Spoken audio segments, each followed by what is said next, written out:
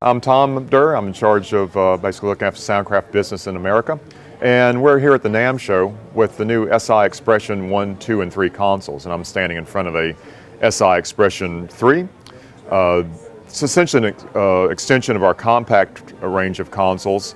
And we're basically taking the SI Compact and added a little bit more DSP, and not only added a little bit of features, reduced the price. So it's been very popular here at the show. So I'll talk to you a little bit about the basic operation of the console. One of the beauties of the SI Compact and now the Expression is how simple it is to use. So you essentially have a single encoder above each fader. That encoder can be one of three things that's determined by a switch here. That's gain, which would be your mic preamp, high pass filter, or your pan pot.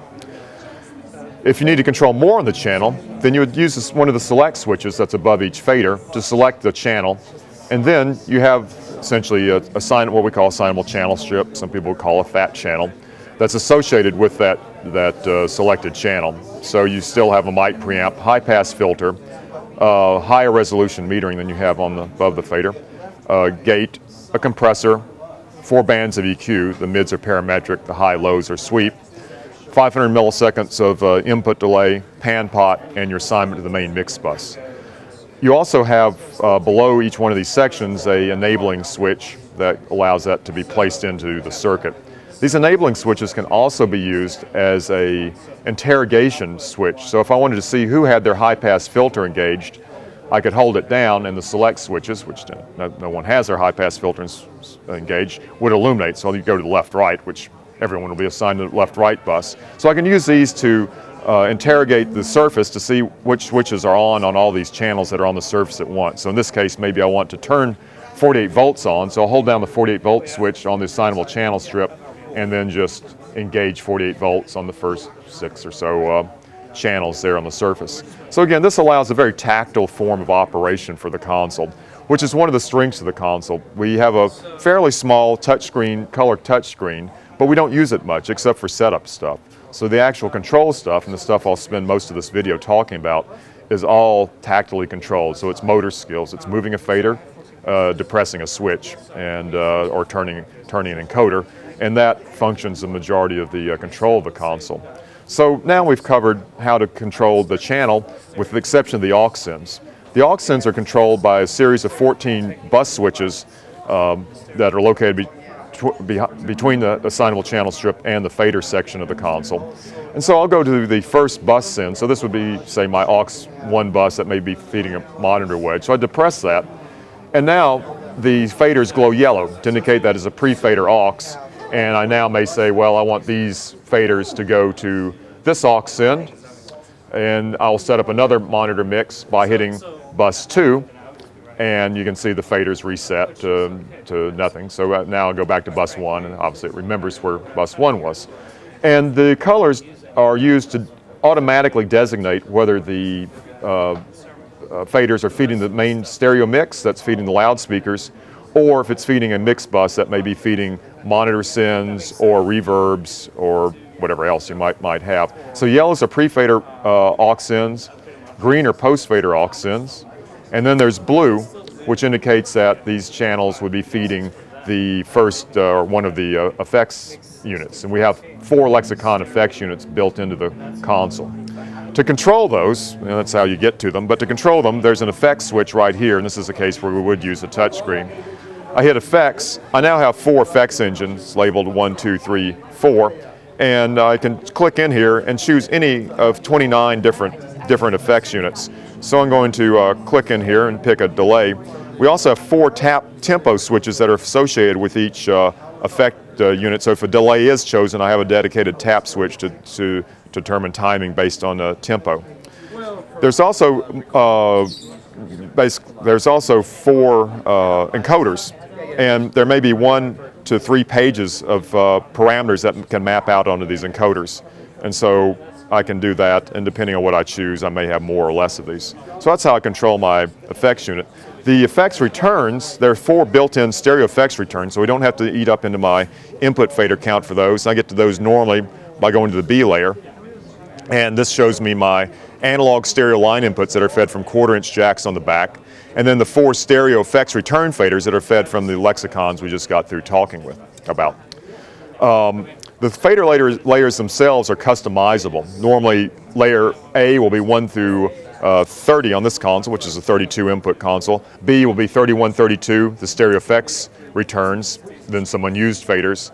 Layer C will be my main output faders, and layer D will be my matrix masters. And you can see there's a good number of unused faders. So these can also be mapped out to additional inputs, or if I wanted a particular input to stay on the surface at all time, then I can assign that so that maybe my key star vocalist is always showing on this channel on all four layers. So this flexibility in doing the fader layers will be handy for sort of creating a custom layout that suits the way you work. On each output bus, I should also mention that there is a BSS graphic EQ, a 28-band BSS graphic EQ that I get to by hitting this graphic EQ switch when I have an output chosen or a mix showing up on faders. So when I touch this, I now get 14 faders, and there's silk screening here to show the frequencies they're controlling. And the faders glow red to indicate that they're in a graphic EQ mode. Obviously you can't feel it or see it, but if I go through the center detent position, we actually energize the motor to create a center detent. So when I'm going through, just much like an analog graphic EQ, I can feel where I'm at, where the null point is. So there's a little center detent that's created by the energizing the motor. So there's a BSS graphic on every output, and that's created without having to give up any effects units or anything. So all the DSP power I'm talking about on the console is there all the time. Also on each output, you still have a compressor and your 4-band EQ and 500 milliseconds of output delay for that output. And we'll get out of that by releasing this and releasing that. On the touch screen, actually, I'll talk about real quickly, I think I skipped over it. We'll talk about the metering that's also associated with each channel. So the channel has a downer reading compression meter to show how much gain reduction is taking place, an input meter there, and also, hit select, a gate that's shown by a red X. So when the gate's closed, the X is illuminated, and when the gate opens up, the X lights up. So at one glance, I can see input level, gain reduction, and gate status on the channel, which again is one of the nice things about the visibility and simplicity of the SI Compact and Expression. The touchscreen, I guess we'll talk about just real quickly, since we're going into depth. As you saw during this sort of short demo, I never went really for the touchscreen other than show the lexicon effects unit. So the touchscreen is predominantly used for setup or administrative functionality. It's not used as a daily not daily, but frequent portion of your workflow. The show menu allows me to change, load a different show. Each show is stored, actually, I'm going to do that. We'll do load. Is stored on a solid state drive or SD card located in the console, but I can also back up to a USB drive that's on this panel mounted USB slot right above the screen. I can also, within the show file, determine any snapshots if I want to protect like the EQ from not playing back on a global basis, or any portion of the channel can be protected from playing back on a global basis. On the system screen, it basically gives me information about what's happening with the sort of the software status of the console, and if I want to just reset the console back to a flat status, I have the option of resetting the channels, the buses, the patching, or everything on the console back to factory default. And it also has some other sort of administrative stuff in terms of how you set up the networking for the iPad app and things like that, but usually it's pretty much a set and forget thing. There is a copy-paste system on the console, so the screenshot here shows that if I decided to copy a channel to another channel, all the parameters on that channel would go with it. But if I didn't want them to go with it, I could disable like the EQ so that grays out. So I can be selective about what's being placed on the copy and paste. And the procedure would be I select a channel, and then by holding this switch and then hitting the select switch on the destination channel, that would copy the first channel to the second channel's the settings from the first channel to the second channel. Sort of can you copy between fader layers? You can, yeah. So basically you can bounce between layers. The copy, basically the clipboard holds no matter which layer I'm on here. Security is a popular one here in America, at least, because a lot of our applications are going into small schools, churches, and they may want to limit the access to certain operators. So basic operators may be denied certain privileges. So as an administrator, you can set up a user by hitting Add User, and then you can associate that user a profile. And you can have various types of saved profiles, but each profile allows certain permissions. In this case, the guest profile allows input processing, bus sends, but everything else, all the main, your graphic EQs, your fader layers, he does have access to change, but certain things he's locked out of. And so the security functionality has been a very popular item, at least here in the States, for the applications that this commonly addresses. Fader setup's another good one. Fader setup allows me to create, again, this custom layout that I mentioned earlier. Here it says I'm on layer A, slot number is 19, and which is essentially fader 19. And I can then choose whether I want it to be a mono input, a stereo input, a master for one of my aux buses, or master from my matrix.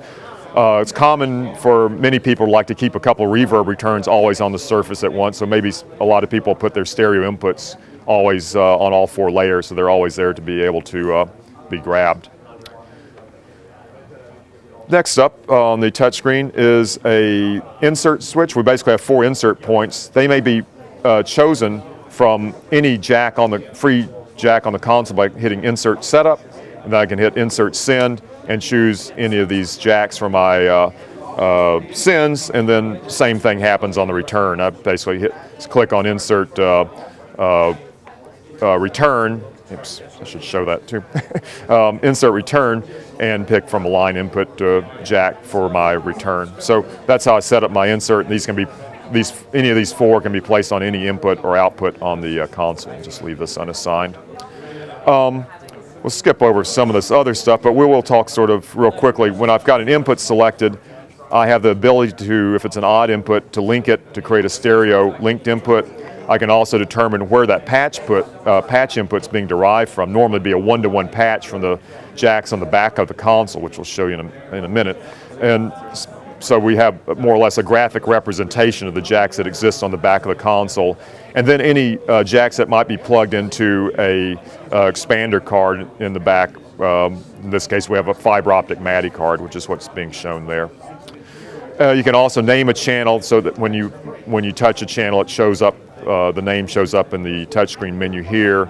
You can set some pre-post aux in stuff there, and some other basic stuff. Again, mainly set and forget. If you're not doing anything else with the touchscreen, you can also have it show the EQ curve. So in this case, the solid line indicates the resulting curve, and the smaller dotted line shows what that particular band is contributing to the EQ curve. And one thing I forgot to show you earlier is that whenever I touch an encoder, you'll see that it brings attention to whatever that encoder is on the screen, so I can see the exact value. One of the nice things about the consoles is we actually use a lot of ring LEDs, so you have a good reference of where things are, but if you really wanted to be specific, when you grab an encoder, it'll show you the exact frequency and say on the EQ and the surrounding parameters that are around it. So that will pop up on the screen briefly, and then when I release, it goes away. Looking at the back of the console, you mentioned expansion slots, yeah? Yeah, expansion slots. And so here's the fiber optic MADI expansion slot pictured. Here at the trade show, we're using it for playback from a recording computer. But typically we'd probably have a Cat5 MADI card in supporting a stage box, or perhaps if this was in a US church, an Aviom card. So we have a variety of cards that can go in there. ASEBU, CobraNet, fiber optic MADI, Cat5 MADI, and several variants of ASEBU, and we're working on other stuff like a basically a FireWire USB recording card, and Dante, and some other stuff that'll be coming out later this year that will fit in this card slot. The back of the console, in terms of analog inputs, the size of the console dictates the number of mic pre's that are on the back. So the Expression 3 has 32 mic pre's on the back, the Expression 2, 24, and the Expression 1, 16. The outputs are the same throughout the range. So there's 16 XLR jacks on the back of the console. The first 14 are normally assigned 1-to-1 to the first 14 buses, and 15-16, as the silkscreen indicates, is fed from the mix left and right. There's also a singular ASEBU pair for in and out. So if you wanted to have a digital drive to a speaker processor, you could come off there and free up 2 of your analog jacks. We also use the Harman HiQNet Cat5 port. That is how we interface our iPad app.